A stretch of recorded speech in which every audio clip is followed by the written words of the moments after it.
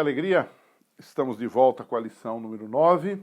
Começamos a tratar de novo das viagens missionárias de Paulo. Agora chegamos na segunda viagem e como nós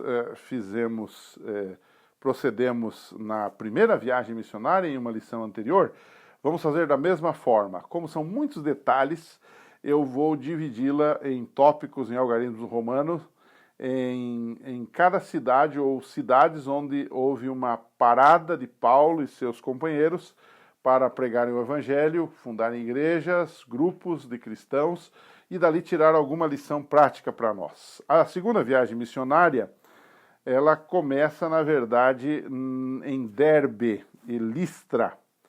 Depois de passar pelas igrejas da Síria e da Cilícia, agora Paulo chega na cidade de Derbe e na cidade de Listra, que eram próximas. E ali, nesta cidade, Paulo se encontra com um personagem muito conhecido nosso, que é Timóteo, cujo pai era grego e a mãe era uma cristã judia, ou de origem judaica. A Bíblia diz que Paulo circuncidou Timóteo para poder entrar com ele na sinagoga, para evitar constrangimento com os judeus que valorizavam muito estas coisas.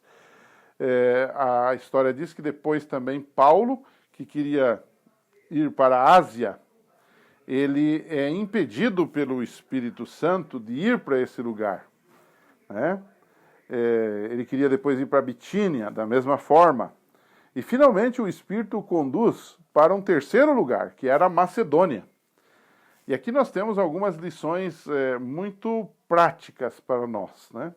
A primeira é que ao circuncidar ou proceder à circuncisão de Timóteo, ele na verdade não precisava fazer isto, porque ele sabia que isso não tinha um valor diante de Deus para a salvação. Todavia, como um pretexto ou como um método ou como um motivo missionário, isto era importante para não constranger os judeus. Isto é importante a gente entender. Muitas vezes nós, para ganharmos uma pessoa, não precisamos transigir com os mandamentos, com a lei de Deus, mas podemos nos adaptar. Isso é o que nós chamamos de contextualização. Podemos contextualizar o Evangelho desde que não percamos a sua essência, desde que sejamos relevantes sem perdermos a nossa identidade como cristãos e, no nosso caso, como adventistas, né? Então, aqui está a primeira lição. Uma segunda lição dessa parte de Derbe e Listra, da segunda viagem missionária, é a orientação do Espírito Santo na vida de Paulo. Observe, era tão forte essa orientação que ele queria ir para um lugar, queria ir para um segundo lugar, e a Bíblia diz claramente, o Espírito lhe impediu. Puxa, como nós precisamos disso na nossa vida, essa orientação, o guiar do Espírito na nossa vida. Precisamos orar mais sobre isso, clamar mais sobre isso, para que o Espírito Santo de fato esteja nos conduzindo, né? Bem, nós pulamos então agora para a segunda paragem da segunda viagem missionária. Agora Paulo sai de Derbe e Listra e ele vai para Filipos. Filipos era na Macedônia, para onde o Espírito o havia guiado, e provavelmente a cidade de Filipos não tinha uma sinagoga, porque a Bíblia diz que no sábado, Paulo vai, lá em Atos 16, Paulo vai para uma beira de um rio para orar. Isso indica que Paulo não ia às sinagogas apenas para evangelizar ou porque era costume dos judeus ir, e para encontrá-los ele ia aos sábados. Não, o sábado era um dia especial para Paulo, um dia de adoração a Deus. E mesmo ali que não havia uma sinagoga erigida, ele sai para um lugar tranquilo para orar, para meditar, para estar na presença de Deus. Se fosse o contrário, ele estaria usando esse dia para trabalhar, porque ele era um fabricante de tendas, ele tinha uma profissão também para se sustentar. E ele não fez isto. E a história diz que ele foi lá e ainda pregou o evangelho, encontrou pessoas ali, né? Ali naquela cidade ele também foi preso por causa de ter expulso um espírito de adivinhação de uma moça. Essa moça era uma moça que gerava lucros para os seus donos, né, para os seus chefes. Essa moça era uma adivinha, uma espécie de cigana, talvez, que andava por ali.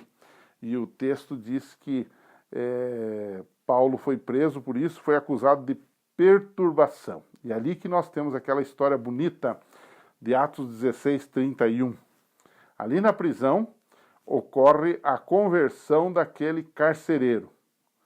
Quando o carcereiro quer se matar porque os portões se abrem diante de um terremoto, a Bíblia diz que ele perguntou para Paulo e seu companheiro Silas, não é? O que eu devo fazer?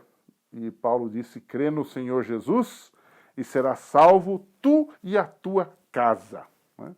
A grande lição que nós aprendemos desta paragem em Filipos é, primeiro, a conversão de Lídia, que Paulo pregou o evangelho para ela, mesmo estando lá no momento de oração. Ela estava passando ali e ele pregou o evangelho. E o carcereiro. Então, o que eu aprendo disso? É que nós temos que evangelizar a tempo e, como diz a Bíblia, a fora de tempo. Não importa o momento que estejamos ali. Bom, terceira paragem, agora Paulo vai para a Macedônia, ou melhor dizendo, para Tessalônica, que era a capital da Macedônia. Ele já estava na Macedônia, esteve em Filipos e agora vai para Tessalônica. Essa é a terceira paragem. A Bíblia diz que ali durante 3 sábados, Paulo frequentou a sinagoga e discutiu as escrituras com os judeus. Atos 17, 1 a 3. Alguns aceitaram, mas os judeus, movidos de inveja de novo, a cena se repete, como eu lhes disse numa lição anterior, eles invadiram a casa de Jason, que era um cristão, procurando Paulo para entregar ao povo.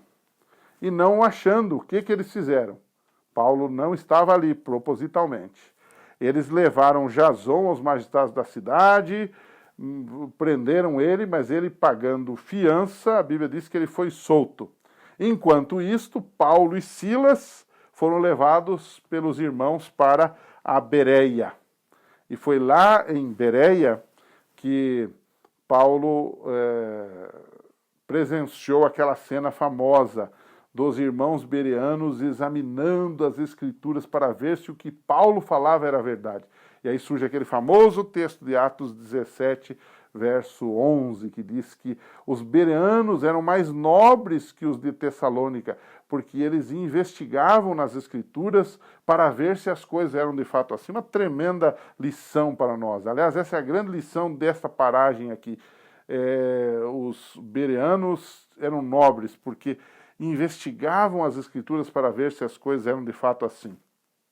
E aqui, um detalhe importante que podemos colocar é que uma religião emocional, ela nunca vai muito longe.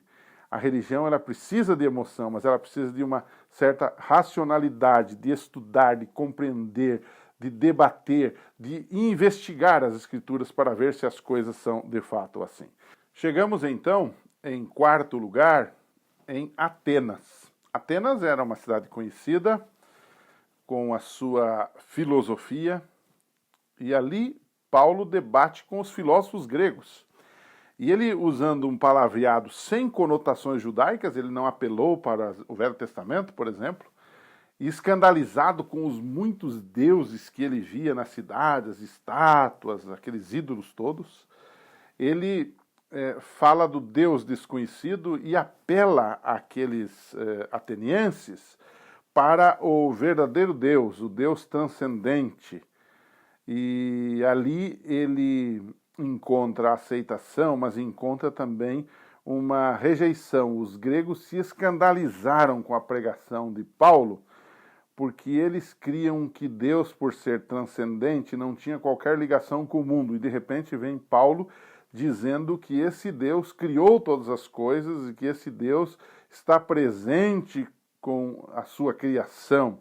E que esse Deus ressuscitou, porque ele fala da ressurreição de Jesus, e eles também não criam na ressurreição. Então aqui há um problema muito sério. Mas pelo menos 2 pessoas aceitaram, se converteram ali. Uma prova de que a pregação do Evangelho, mesmo nos lugares mais difíceis, mais áridos, mais secularizados, porque aqui era o caso, podem encontrar efeito sob a ação do Espírito Santo. 2 pessoas se convertem, uma chamada Dionísio, que era ali do Areópago, e Damares, uma mulher. Então, a grande lição dessa passagem de Paulo por Atenas é que pregar o evangelho, em primeiro lugar, requer contextualizá-lo. Se Paulo chegasse falando um linguajar judaico e apelando para suas raízes judaicas ou para os textos do Velho Testamento apenas, é muito provável que nem os dois teriam se convertido.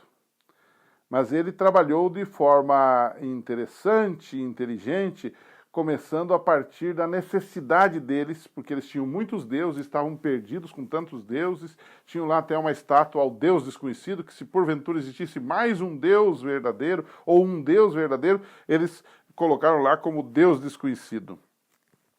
A Bíblia diz que Paulo fez-se grego com os gregos para ganhar os gregos. Isso é muito interessante, muito relevante. Bom, de Atenas nós vamos para a quinta paragem do apóstolo Paulo. Nós temos a primeira, que foi Derbe e Listra, na segunda viagem missionária, a segunda, que foi Filipos, a terceira, Tessalônica, a quarta, Atenas, e a quinta e última foi Corinto. Finalmente, ele agora chega a Corinto. E em Corinto, Paulo permanece por um bom tempo, convencendo judeus e gregos, incluindo aí até o líder da sinagoga, que era Crispo, sobre a pessoa e o ministério e a salvação de Jesus Cristo. É ali que nós temos a bonita história de Paulo encontrando-se em Corinto com Áquila e Priscila, que eram construtores de tendas, como Paulo também era, né? A história diz que mais tarde Paulo ainda leva esse casal com ele, que era muito útil na pregação, para Éfeso, para também pregarem o evangelho lá. E então, eu diria que, como conclusão da lição desta semana, terminando em Corinto, me chama muita atenção um texto de Atos 18, verso 6. Paulo está em Corinto, e diante da oposição, dos problemas que ele enfrentava ali, das injúrias, das calúnias, da inveja, Paulo se sente triste, se sente desanimado, né? E a Bíblia diz que Deus fala com ele numa visão. E Deus diz para ele: não te cales, não temas, eu tenho muito povo nesta cidade. E isso é muito interessante. Na minha vida, e certamente na sua, você já passou por isso. Um momento de tristeza, de desânimo, de decepção. E às vezes a vontade é jogar tudo fora. Paulo estava a este ponto. Veja, o grande apóstolo Paulo. Nós falamos tanto dele, mas em algum momento da sua vida, ele teve momentos de tristeza, de aflição, de rejeição e de desânimo também. Isso era normal. Mas aqui o texto diz que Deus apareceu para ele, ele teve uma visão e disse: olha, não temas, eu ainda tenho muito povo nesta cidade. Muitas vezes nos sentimos desanimados, mas o Senhor diz: não temas.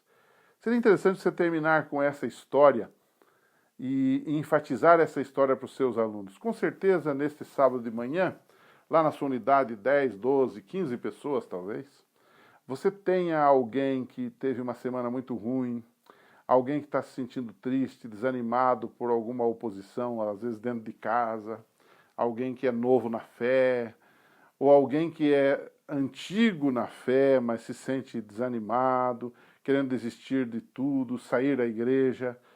Essa história de Paulo em Corinto, ela é extremamente interessante, no capítulo 18 de Atos.